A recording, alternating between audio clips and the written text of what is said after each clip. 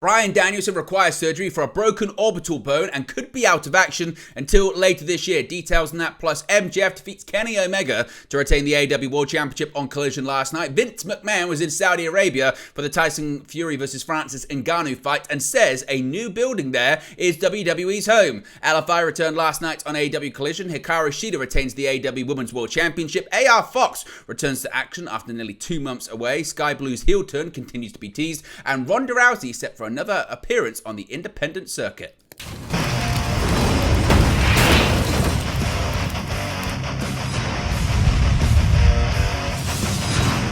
Hey guys, welcome back to Wrestling News 365. Hope everyone is doing very well. As always, there are plenty of news stories to get into in the world of professional wrestling. Let's start off talking about Bryan Danielson and yet another injury setback for the American Dragon. AEW has announced an injury to Bryan Danielson on last night's episode of AEW Collision, and now a fellow Blackpool Combat Club member is seeking revenge. In a vignette featuring Claudio Castagnoli, he said that Bryan Danielson had suffered a broken orbital bone on Dynamite, but whether it was from Kazuchika Okada's Rainmaker or Orange Cassidy's Orange Punch is yet to be known. While it's unclear if it was legitimate or just a storyline, details on that in just a second, Tony Schiavone on commentary did say soon after that Danielson requires surgery and will be out until, quote, later this year, implying that it is a real issue.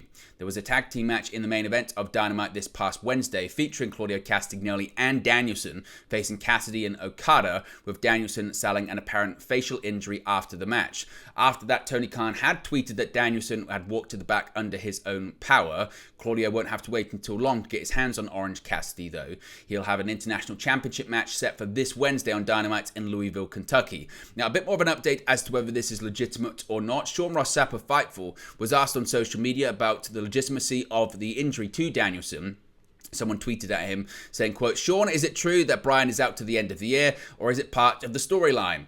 Now, Sean Ross Sapp tweeted, quote, "I don't know how long he's out, but he actually did get hurt in the last couple of weeks," end quote. So it would appear that the injury is legitimate, or an injury is legitimate, but as far as how long he's going to be out for, if he indeed requires surgery, that's yet to be known. Of course, if we get more details on that, we'll let you know in future videos. Now, MJF is still the AEW World Champion, despite the fact he doesn't actually have his AEW World Championship bout at the moment. Of course, Jay White still has it.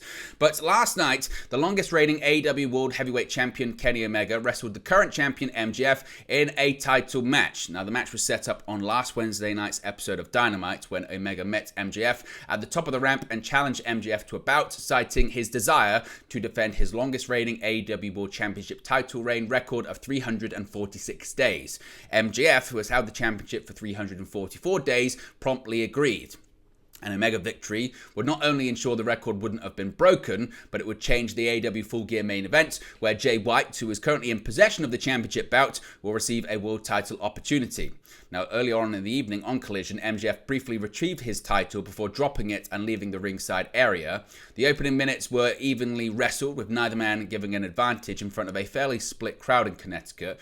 The pair traded dives from the ring to the outside before returning to the ring and continued their even battle. However, the dives were far from the most spectacular move performed outside of the ring, as Kenny Omega delivered a powerbomb to the champion from the ring apron through a table that was set up on the outside of the ring. The noticeably dazed duo then started trading punches and chops before moving on to trading moves that could have been considered finishes in most other matches. Later, Omega delivered another powerbomb, this time dropping MJF on the barricade in front of the audience. Back inside the ring, Omega took control until a distraction by Don Callis, who just arrived on the scene near the end of the bout, led to a near fall for MJF. A Panama Sunrise attempt by MJF led to a small package and then a near fall for Omega. A second Panama Sunrise attempt and a Heat Seeker finally secured the victory for MJF. The champion and challenger shook hands after the match. What did you make of this one? Some are calling it the match of the year, or candidate for match of the year, or certainly TV match of the year. What are your thoughts on the match, and what are your thoughts on MJF winning the title and going on to face Switchblade Jay White at Full Gear? Let me know your thoughts about that.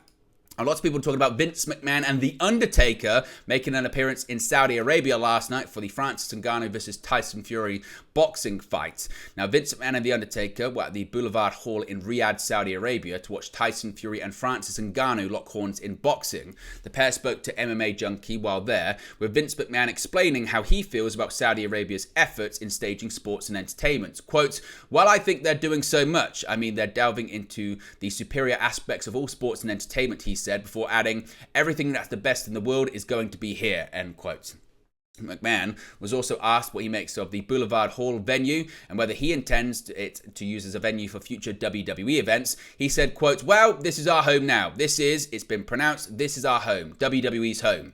Now, The Undertaker also gave his thoughts on Saudi Arabia's spectacles, declaring his belief that they were awesome and indicative of a genuine effort to bring the most outstanding sporting events and entertainment. WWE, of course, will make its own excursion to Riyadh next weekend for Crown Jewel. The event is set to feature the likes of Roman Reigns, John Cena, Cody Rhodes, and Logan Paul. It will be the 10th tour to the region since the promotion agreed to a deal with the General Authority for Entertainment. McMahon will reportedly had a influence and brokered a deal for the UFC to hold an event there as well. Let's get to that too, because this is quite interesting, and maybe it shows Vince McMahon's influence over the UFC now, not just WWE, in his role as executive chairman of TKO Group.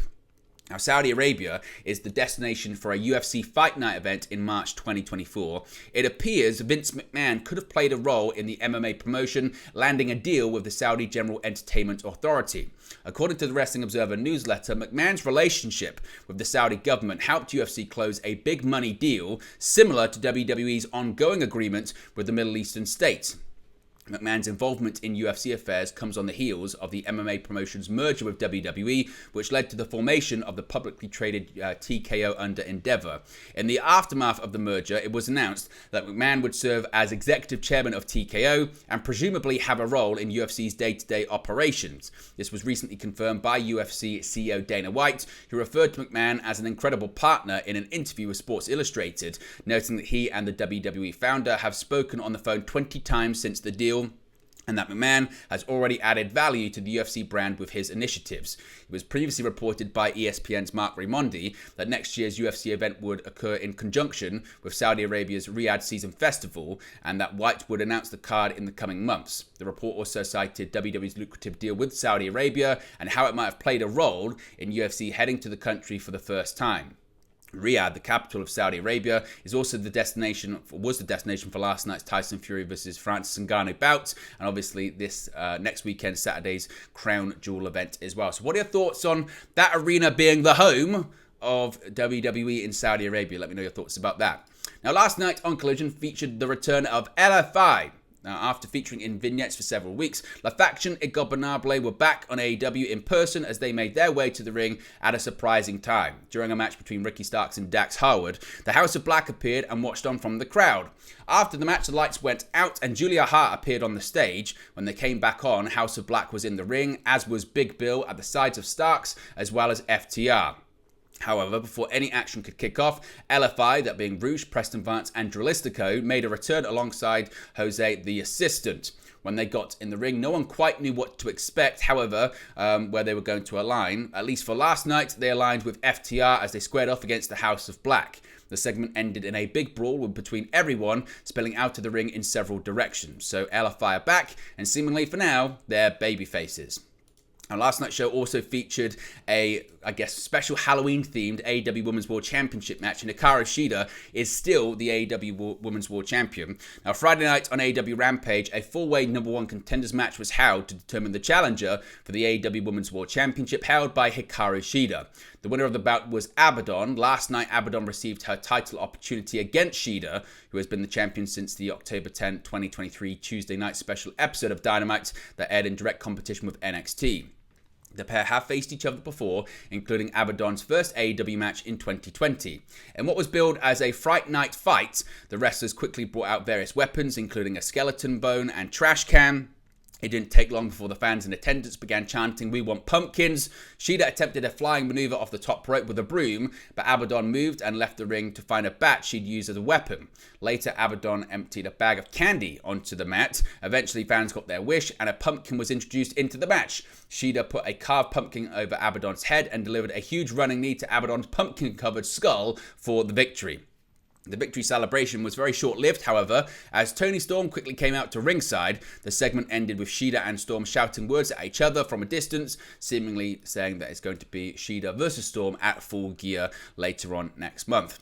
Now, the show actually featured the return of AR Fox in the opening match after him being away for quite some time. In the opening bout on last night's Collision, AR Fox made his return to the ring, taking on Bullet Club Gold's Jay White. The Connecticut native appeared after not having been seen on AEW TV since September 6, when he lost an AEW International Championship match against Jon Moxley. He has appeared in a match that aired for Ring of Honor after the fact on September 9, however, nothing since then. Of course, White picked up the victory in their match, so AR Fox is back, and Jay White still was in possession of the Triple B, the Bang Bang Bout, as it's being called by him. Now, Sky Blue continued to tease her heel turn last night on AEW Collision.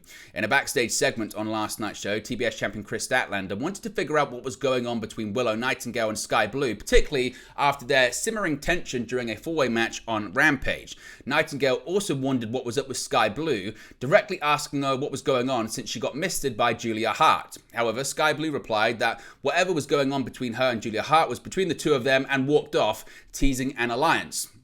Willow, for her part, was also misted by Hart during Hart's absence, also seemed to be flirting with a darker side for a bit, but has not gone as far as Sky Blue. And her blackened eye makeup has been reduced rather than growing like Sky's has. So the question is, who do you think is going to turn heel? Is it going to be Willow Nightingale? Is it going to be Sky Blue? Is it going to be both? We're going to see more members of the House of Black moving forward.